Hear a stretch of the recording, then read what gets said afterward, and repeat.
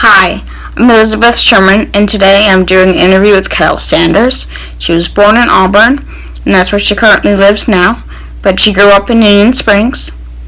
She lived in the area for 78 years, she said, and she worked a lot with the A.J. Smith Elementary in the Union Springs High School. She was a teacher's aide from 65 to 72, and then from 72 to 76, she was the nurse at the high school, and from 76 to 95, she was the nurse at AJ. So I hope you enjoy my interview with Carole Sanders and all of her memories that she has to share.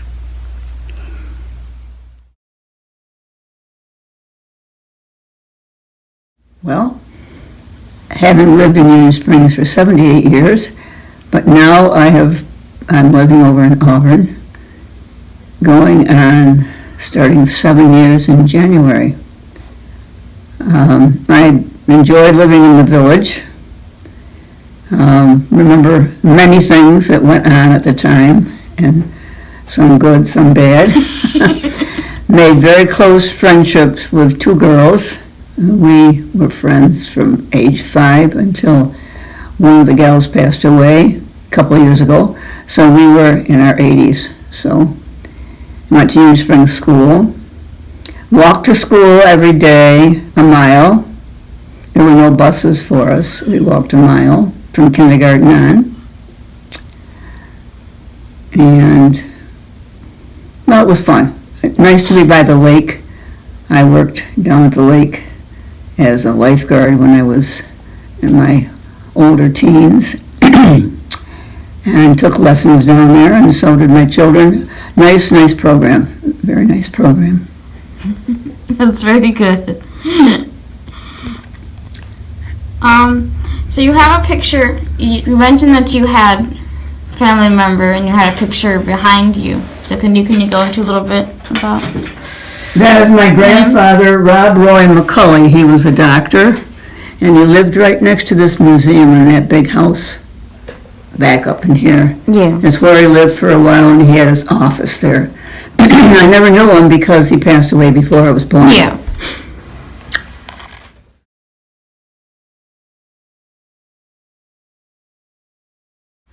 Also, my great-grandfather was, I think there's something in one of the cases, a little bit of literature, and he was in Andersonville prison.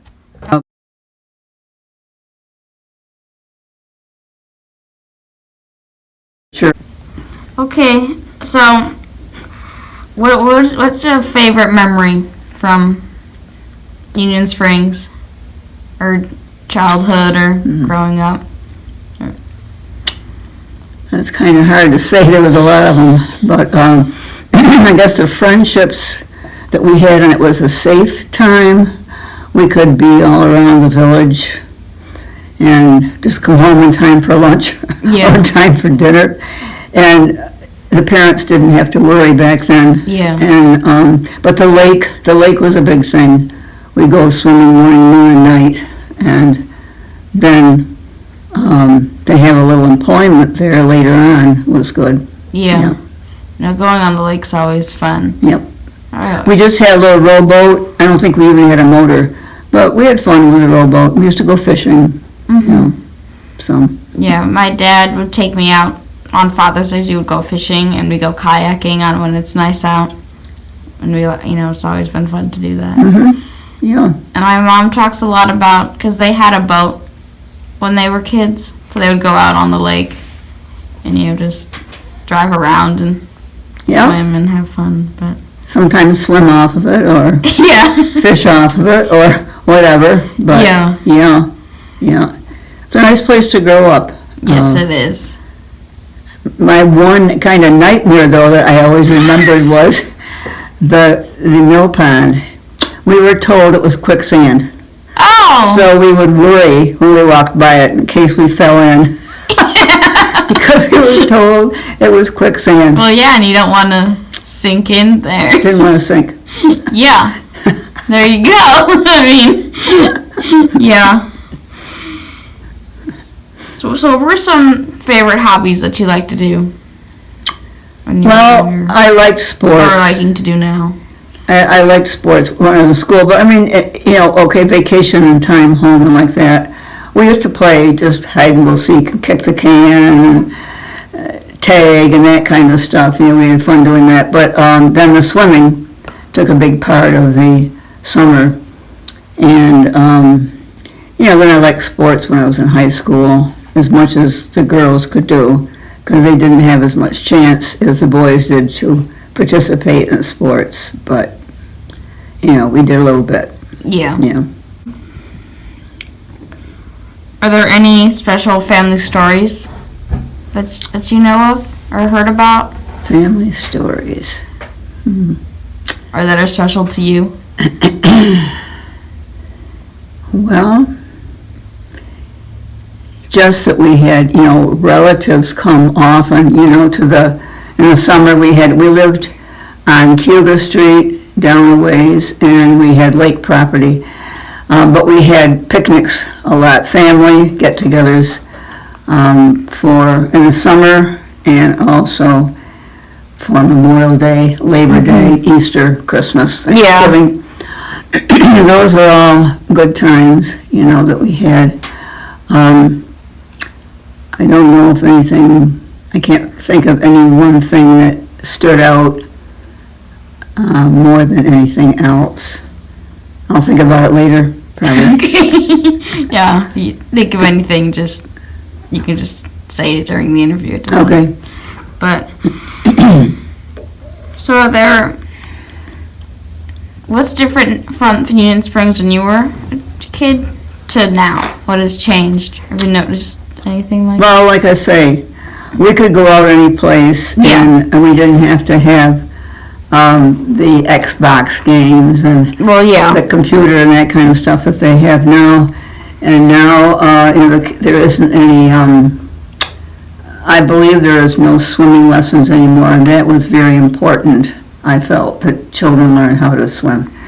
And I don't think they have them now. I don't think there's lifeguards there. I don't think they did that either. And that was a good thing, a very Yeah, good no, thing it to have. was. Yes. Yep, it was, because they started the whole range of swimming classes from beginners right up through life-saving. They had all those classes. Yeah. Yeah. Are there any buildings that you remember that aren't here anymore? That aren't here? Yeah. On the, where the bank is, the Generations Bank, was the old Legion. I remember that. And as I even was a young adult, I think it was still there. Where the first school was down there, where the Union Springs Market is down there, I've only seen pictures of that. I was not, I was too young. I wasn't in school yet. Yeah.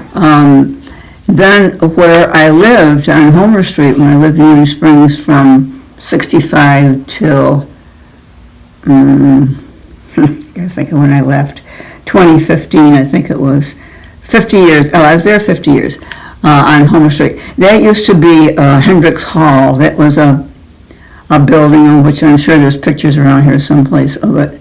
That used to have a gym in it, and they used to have plays there and everything. I don't remember, I just vaguely remember the building. fun. All of a sudden it wasn't there, and the land was available, so I had bought the land from the Catholic Church and had my house built there in 1964. Yeah.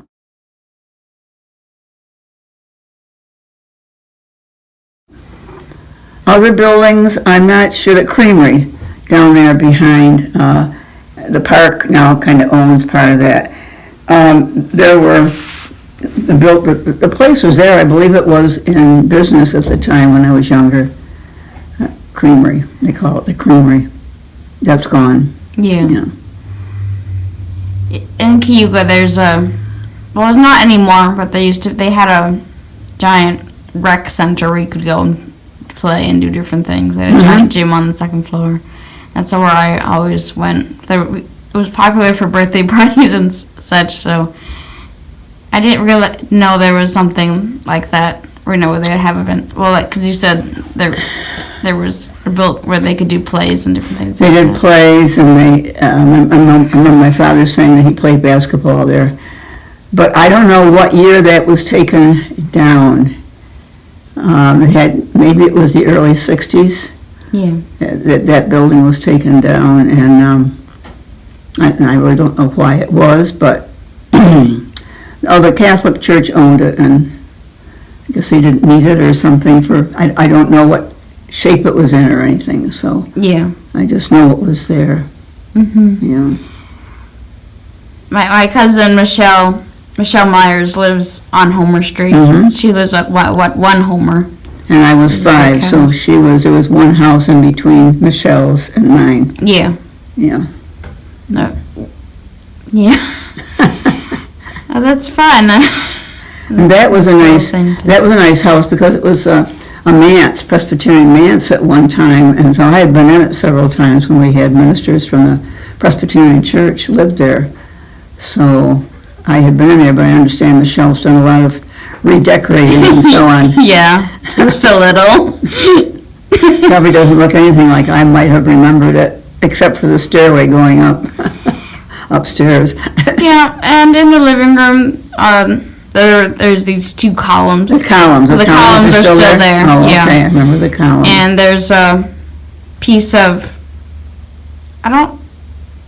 there's part of a brick wall in the living room as well that she had uncovered. So she kept that. She liked the brick. She's kept it mostly. I mean, she did make some changes, but I know there's still evidences of what it used to be. So Yeah. that's always good.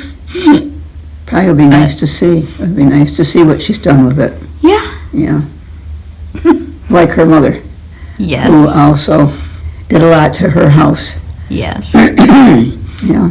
Well, yeah, I'm sure she would. The talent.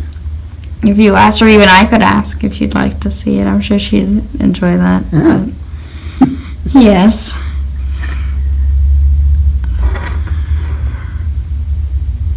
So where in Union Springs did you grow up, or was it your childhood home? Well, it was called 74 Cuga Street. I don't know if it still is or not, but I don't know how well you are acquainted with going down the village, going out of the village south, but if you go down to the bottom of Homer Street and you look down on the lakeside, there was a stone house with some white pillars. Yeah. My house was the one next to it, the very one next to it. It doesn't look like it did when we lived there, except my father had built his own fireplace out and back, and I believe that's still there. But the house itself doesn't look the same. It's changed a little bit. Yeah, quite a bit. Over the years, yeah. Oh. What memories do you have from there? Well,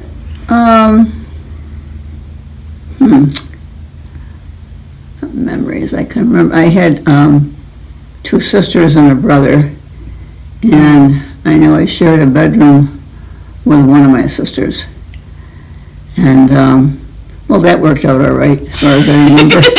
I think that worked out as far as I remember. Let's see, having the lake back down there was something, was really something. Yeah. But my father in the late 40s had what they called a victory garden. The very flat bottom part of his, before you go up to the railroad tracks, quite a large area, and he had all kinds of vegetables, and Yeah. they called it a victory garden. And I can remember how hard he worked at that. I don't think we helped at all, but No. and I remember seeing too, and I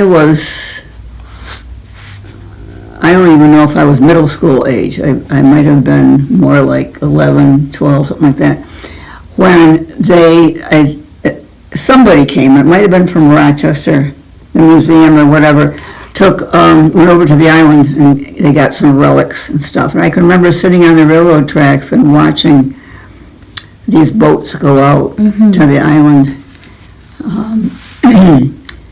And I had been out to the island a couple of times with some friends. At that time, it was a nice wide area that you could go and, sit and make a little fire and have hot dogs and stuff. Now it's probably all grown up. I don't know if you can even get through the shrubs and stuff out there now. But we used to be able to go out there and we'd swim a little bit out there at the island. Yeah. Did you get along good with your brother and sisters? Oh, pretty well. Pretty well, yeah. I don't think we had too much problem that I recall. My older sister passed away a few years ago. My younger sister comes to visit some. She spends part of her time in Hawaii and part of her time in Sackett's Harbor up north, but she was there to visit me last week. My brother lives in Pennsylvania, and I see him probably a couple of times a year. So we're all still friendly and talking. Oh, that's good. Yes. Have no family squabbles. Oh, that's good. You know. Are there special memories with them that you can remember? Or Well, let me see. Well, we always used to say that my older sister and my brother, we always used to say he was so spoiled because he was the only boy and the youngest. Yeah. So, hello. So we always said he and my older sister were the pets and that was because they didn't argue at all with our parents, where the middle sister and I would argue with our mother a lot. yeah. So we were the naughty ones, and my older sister and my brother were the good ones, if you will. Yeah. I mean, my aunt is the oldest of the family, and then my mom is the middle, and then my uncle is the youngest. So it's similar. And The youngest and the boy being the young one. Mm-hmm. But he's been a good brother, so, it's just when you're younger and you're living at home and you see things you think are unfair. Yeah. And they probably are not. But, yes. Well, that's good that you guys still get along very well today. We do. So. We do. Yeah. And I went through 3 churches, actually. I mean, we went to this church. It was a Presbyterian church then. And then the 3 churches merged together for a while. The Episcopal, the Methodist, and the Presbyterian merged for a while. And now we're United Church of Christ. So I've seen 3 different things going on in the church life. Wow. It's a lot of changes. A lot of changes. Churches. You have to go with the flow, I guess, so. Yeah. Yeah.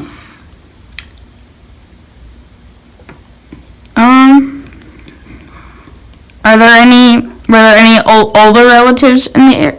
Were there other family members in the area? You mean now? Or when you were a kid or now? Well, when I was growing up, my mother's sister lived in Union Springs. And that was kind of interesting because my grandfather and his wife lived in this house on Seminary Street for a while before they moved to the one next door. But then my mother's sister and her husband bought the house. Mm-hmm. And a couple other families lived there.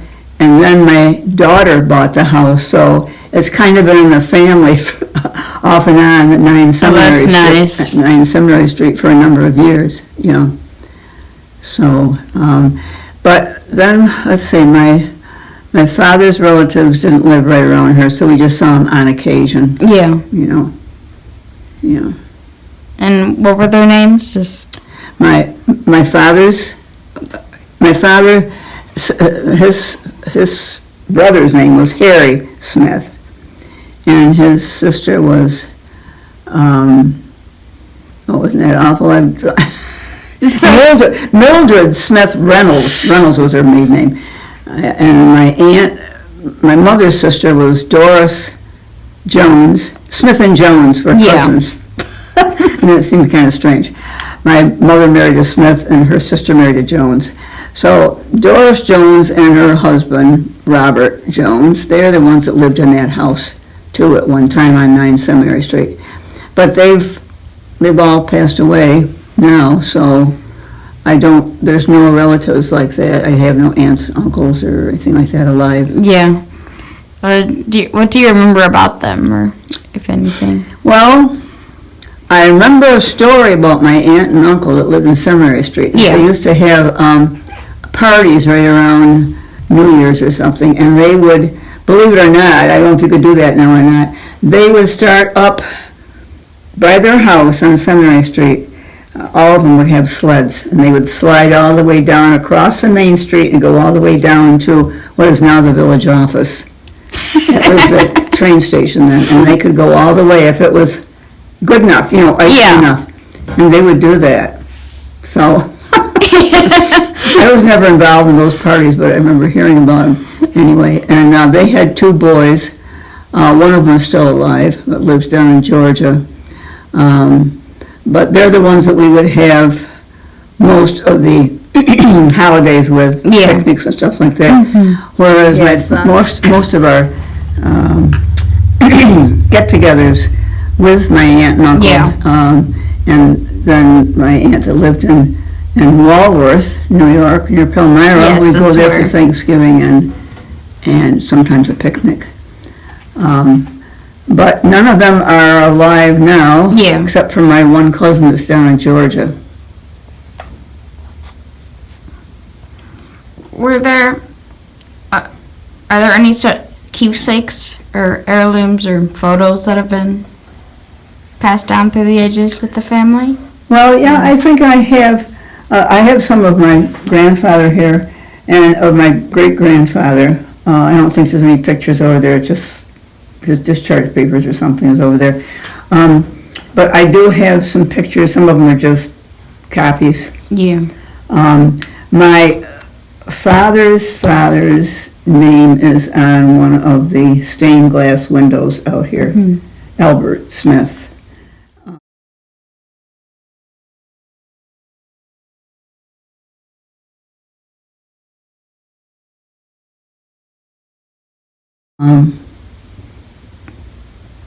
But let's see now, did I answer your question? Yes, you did. Okay. So you talked a little bit about the train station. Did you ever go take a ride on the train? Or we did. Can you remember we did. about that? In fact, the train master, I guess that's what you call him, his name was Mr. McGraw, and he would let us go in, and we were fascinated with the Morse code. Yeah.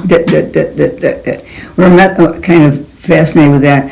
Well, one bad thing we did, we kind of laid down on the tracks one time, and we did hear the whistle, so we knew it was coming. We did get out in time, but yeah.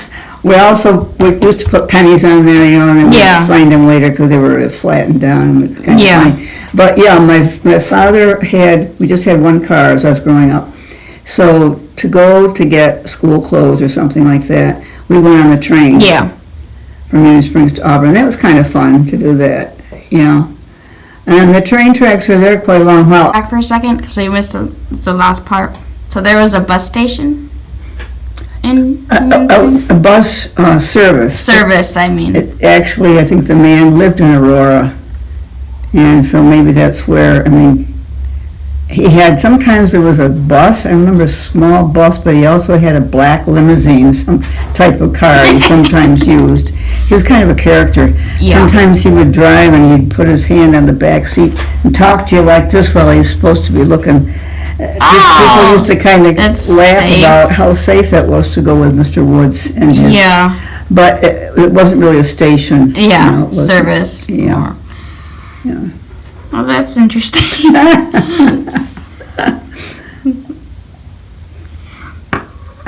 So, are there any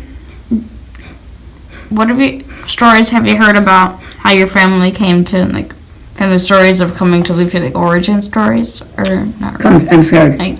Are there any family origin stories that you can share? No, I really. Or you don't? My parents really weren't ones to do anything about ancestry. Yeah. So we really, all I know is that my grandfather was Scotch-Irish. I don't know where he came from. I just know he was living in Fulton, New York, but where it came before that, I don't know.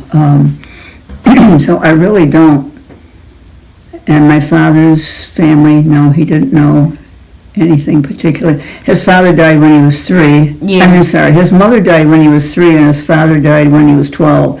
So there wasn't a lot of Yeah. things going on there, I don't think, as far as ancestry and things like that. Yeah. But, you know, so I don't really, other than Scotch Irish, I don't know. In fact, I have a little, my brother found this up in Nova Scotia. It's just a little, it's the crest, the family crest, I guess. It's a boot with a spur on it.